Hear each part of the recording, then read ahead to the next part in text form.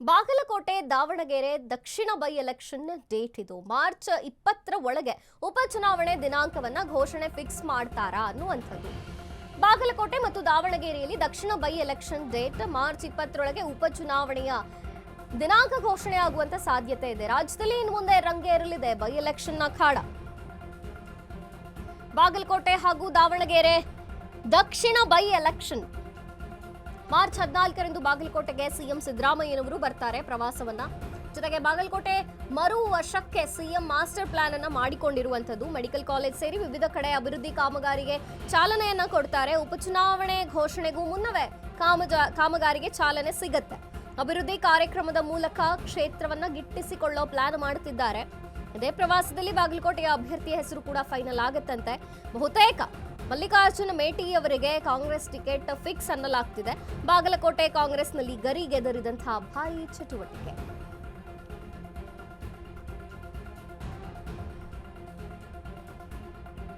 ಬಾಗಲಕೋಟೆ ದಾವಣಗೆರೆ ದಕ್ಷಿಣ by election date March 20ರ ಒಳಗೆ ಉಪಚುನಾವಣೆ ದಿನಾಂಕ ಫಿಕ್ಸ್ ಆಗುತ್ತೆ. ರಾಜ್ಯದಲ್ಲಿ ಇನ್ನು ಮುಂದೆ ಬೈ ಎಲೆಕ್ಷನ್ ಅಖಾಡ ರಂಗೇರುತ್ತೆ. ಬಾಗಲಕೋಟೆ ಹಾಗೂ ದಾವಣಗೆರೆಯ ದಕ್ಷಿಣ ಬೈ ಎಲೆಕ್ಷನ್ ಇದು ಮಾರ್ಚ್ 14ರಂದು ಬಾಗಲಕೋಟೆಗೆ ಸಿಎಂ ಸಿದ್ದರಾಮಯ್ಯ ಬರ್ತಾರೆ. ಬಾಗಲಕೋಟೆಯನ್ನ ಮತ್ತೆ ಗೆಲ್ಲಬೇಕು, ಮರು ವರ್ಷಕ್ಕೆ ಸಿಎಂ ಮಾಸ್ಟರ್ ಪ್ಲಾನ್ ಮಾಡಿರುವಂತದ್ದು. ಮೆಡಿಕಲ್ ಕಾಲೇಜ್ ಸೇರಿ ವಿವಿಧ ಅಭಿವೃದ್ಧಿ ಕಾಮಗಾರಿಗೆ ಚಾಲನೆಯನ್ನ ಕೊಡ್ತಾರೆ. ಉಪಚುನಾವಣೆ ಘೋಷಣೆಗೂ ಮುನ್ನವೇ ಕಾಮಗಾರಿಗೆ ಚಾಲನೆ ಸಿಗತ್ತೆ. ಅಭಿವೃದ್ಧಿ ಕಾರ್ಯಕ್ರಮದ ಮೂಲಕ ಕ್ಷೇತ್ರವನ್ನ ಗಿಟ್ಟಿಸಿಕೊಳ್ಳುವಂತಹ ಪ್ಲಾನ್ ಮಾಡುತ್ತಿದ್ದಾರಂತೆ. ಇದೇ ಪ್ರವಾಸದಲ್ಲಿ ಬಾಗಲಕೋಟೆ ಅಭ್ಯರ್ಥಿ ಯಾರು ಅನ್ನೋದು ಕೂಡ ಅಲ್ಲಿ ಘೋಷಣೆ ಆಗತ್ತೆ. ಹೆಸರು ಆಲ್ಮೋಸ್ಟ್ ಫೈನಲ್ ಆಗಿದೆ ಅಂತಿದ್ದಾರೆ. ಬಹುತೇಕ ಮಲ್ಲಿಕಾರ್ಜುನ್ ಮೇಟಿ ಅವರಿಗೆ ಕಾಂಗ್ರೆಸ್ ಟಿಕೆಟ್ ಸಿಗೋದು ಫಿಕ್ಸ್ ಅಂತಿದ್ದಾರೆ.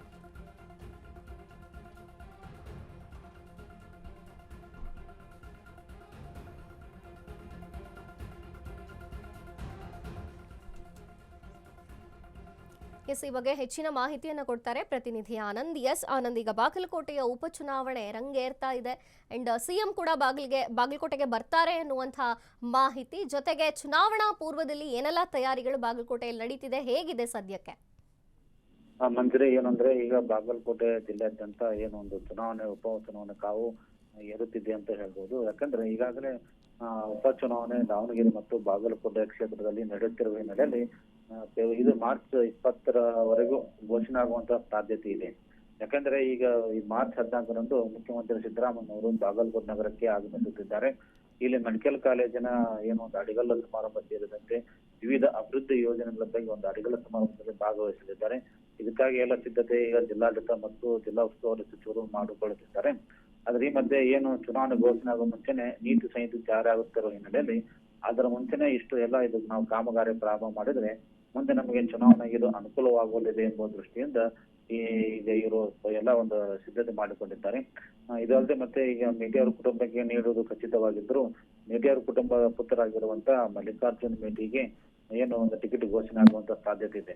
ಮತ್ತೆ ಅದರ ನಡುವೆ ಏನು ಈ ಕಾಂಗ್ರೆಸ್ ಅಲ್ಲಿ ಕೆಲವೊಂದು ಗುಂಪುಗಾರಿಕೆ ಇದೆ, ಒಂದು ಏನು ವೈಮನಸ್ಸು ಮತ್ತು ಭಿನ್ನಾಭಿಪ್ರಾಯ ಇರೋದ್ರಿಂದ ಅದನ್ನು ಸಹ ಸರಿ ಮಾಡಿ ಮುಂದಿನ ರಾಜಕೀಯ ತಂತ್ರಗಳು ಯಾವ ತರ ಮಾಡಬೇಕು, ಗೆಲುವಿನ ರಣತಂತ್ರ ಯಾವ ತರ ರೂಪಿಸುವ ಬಗ್ಗೆ ಚರ್ಚಿಸುವ ನಡೆಯಲಿದೆ ಅಂತ ಹೇಳ್ಬೋದು. ಓಕೆ ಆನಂದ್, ಥ್ಯಾಂಕ್ ಯು ನಿಮ್ಮೆಲ್ಲ ಮಾಹಿತಿಗಾಗಿ.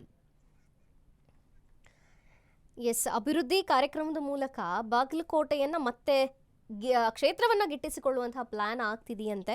ಹಾಗಾಗಿ ಸಿಎಂ ಸಿದ್ದರಾಮಯ್ಯನವರು ಕೂಡ ಮಾರ್ಚ್ 14ರಂದು ಬಾಗಲಕೋಟೆಗೆ ಬರ್ತಾರೆ, ಪ್ರವಾಸ ಮಾಡ್ತಾರೆ.